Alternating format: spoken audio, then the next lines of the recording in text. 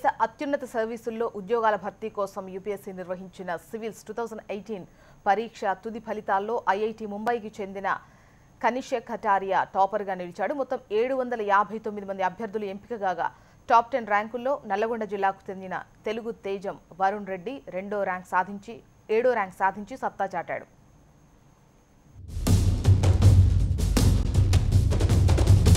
Union public service commission UPSC 2018 ఫలితాలను విడుదల చేసింది. గత ఏడాది సెప్టెంబర్, అక్టోబర్ నెలల్లో సివిల్స్ పరీక్షలు నిర్వహించగా ఈ ఏడాది ఫిబ్రవరి, మార్చి నెలల్లో ఇంటర్వ్యూలు పూర్తి చేసి తుది ఫలితాలను ప్రకటించింది.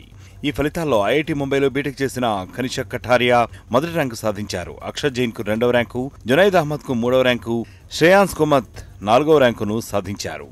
శృతి జయంత్ దేశ్ముఖ్ 5వ ర్యాంకును సాధించి అమ్మాయిల్లో టాపర్గా నిలిచింది. ఎస్సీ కేటగిరీకి చెందిన ఫస్ట్ ర్యాంకర్ కనిషక్ కటారియా గణిత శాస్త్రాన్ని ఐచ్ఛికంగా ఎంచుకున్నట్లు యూపీఎస్సీ తెలిపింది.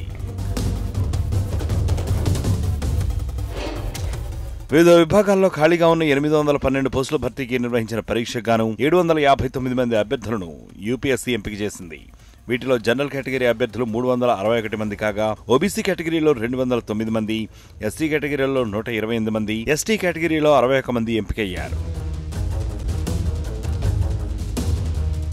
మరోవైపు సివిల్స్ ఫలితాల్లో తెలుగు తేజాలు మెరిశాయి. నల్గొండ జిల్లా మిర్యాలగూడకు చెందిన కర్ణాటి వరుణ్ రెడ్డి సత్తా చాటాడు. ఆల్ ఇండియా స్థాయిలో 7వ ర్యాంకు సాధించారు. గతంలో 170వ ర్యాంకు సాధించిన వరుణ్ ప్రస్తుతం ఐఆర్ఎస్ సెక్షన్లో ఉంటూనే మరోసారి ప్రయత్నించి విజయం సాధించాడు. వరుణ్ రెడ్డి తండ్రి కర్ణాటి జనార్దన్ రెడ్డి మిర్యాలగూడలో కంటి వైద్యులు కాగా వరుణ్ తల్లి నాగమణి మిర్యాలగూడలో వ్యవసాయ శాఖ ఏడీగా ఉద్యోగ బాధ్యతలు నిర్వహిస్తున్నారు. అలాగే మరో తెలుగు అమ్మాయి అంకితా చౌదరి 14వ ర్యాంకును సాధించింది.